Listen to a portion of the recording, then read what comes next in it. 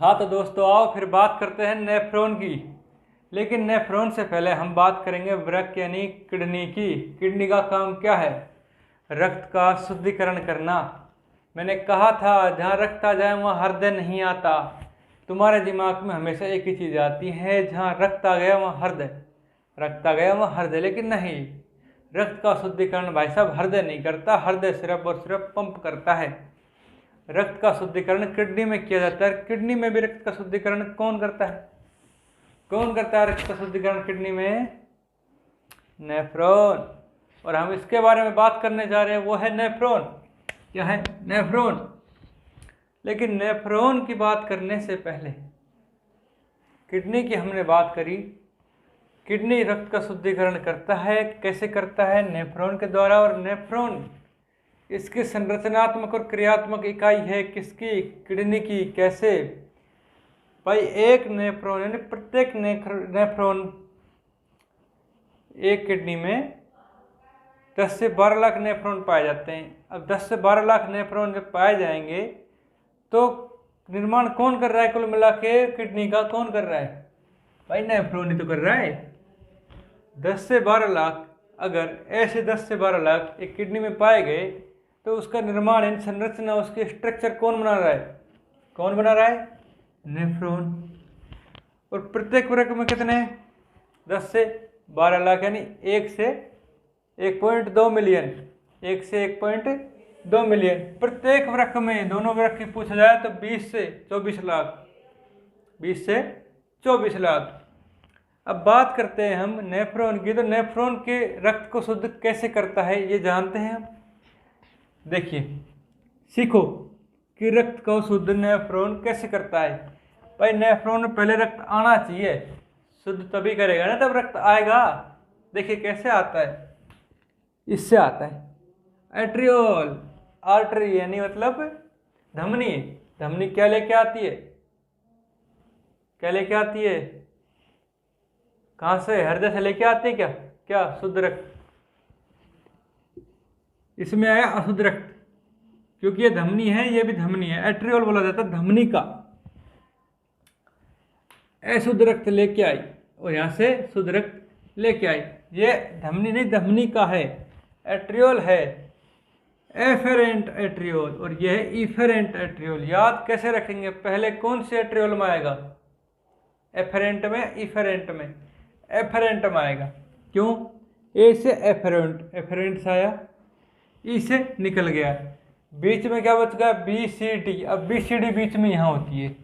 क्या होती है? यहाँ होती है बी सी डी, क्योंकि ए तो आ गया, ई चला गया, अब बी सी डी बीच में हुई। देखिए कैसे हुई। यहाँ से रक्त आया अशुद्ध और यहाँ से गया शुद्ध। यहाँ से कैसा आया? अशुद्ध। यहाँ से कैसे गया? शुद्ध।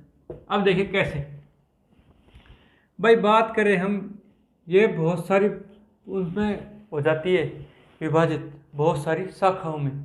अब जब ये बहुत सारी शाखाओं में विभाजित हो जाएगी तो इसमें क्या है? बारीक बारीक छिद्र होते हैं। क्या होते हैं? बारीक बारीक छिद्र होते हैं।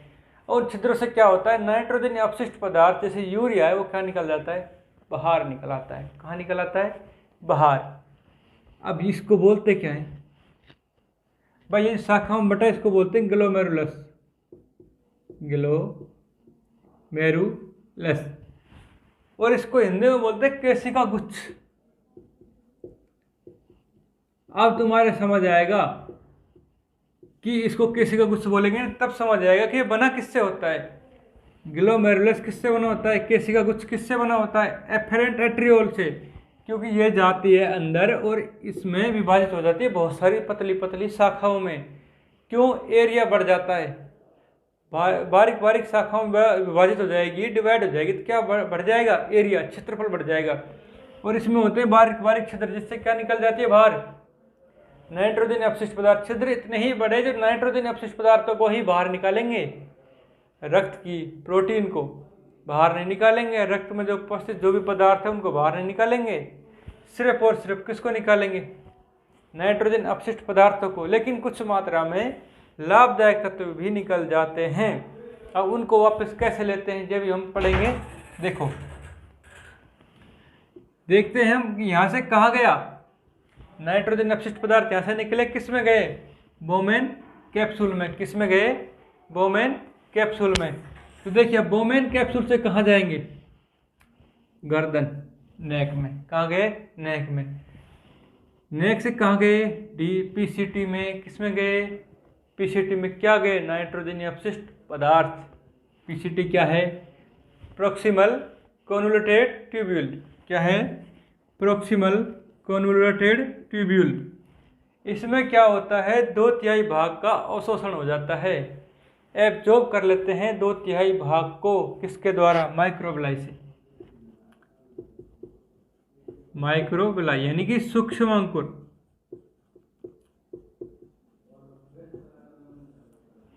सूक्ष्म अंकुर कहाँ पाए जाते हैं? पीसीटी में पाए जाते हैं। कहाँ पाए जाते हैं? पीसीटी में।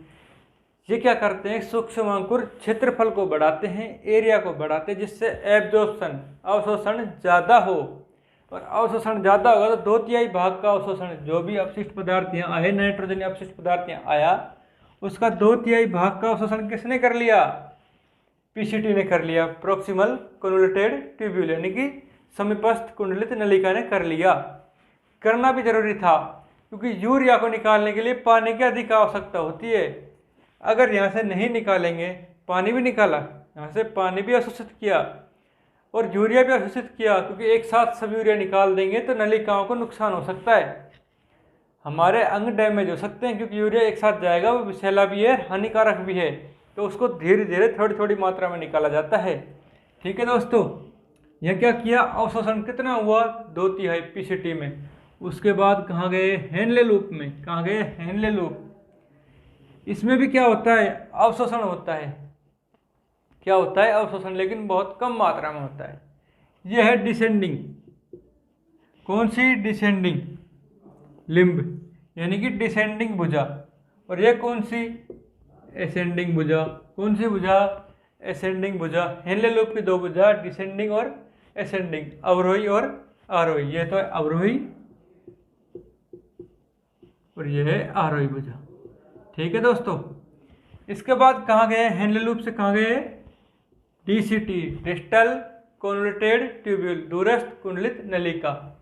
इसमें माइक्रोबिलाई नहीं पाए जाते, इसमें माइक्रोबिलाई नहीं पाए जाते, तो अवशोषण भी नहीं होगा।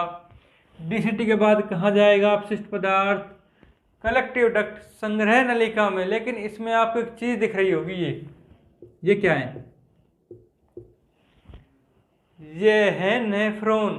क्या है? नेफ्रॉन। जैसे ये आया ना नेफ्रॉन, ऐसे इसमें बहुत सारे नेफ्रॉन जुड़े होते हैं। बहुत सारे नेफ्रॉन एक ही कलेक्टिव डक्ट से जब जुड़े हों तो उसे कहते हैं डक्ट ऑफ बेलिनी, क्योंकि इसे खोजा था बेलिनी ने। किसने खोजा था? बेलिनी ने। तो इसको कहा जाता है डक्ट ऑफ बेलिनी, यानी बेलिनी की नलिका। बेलिनी की नलिका, डक्ट ऑफ बेलिनी। किसे? जिसमें बहुत सारे नेफ्रॉन आकर जुड़ जाए।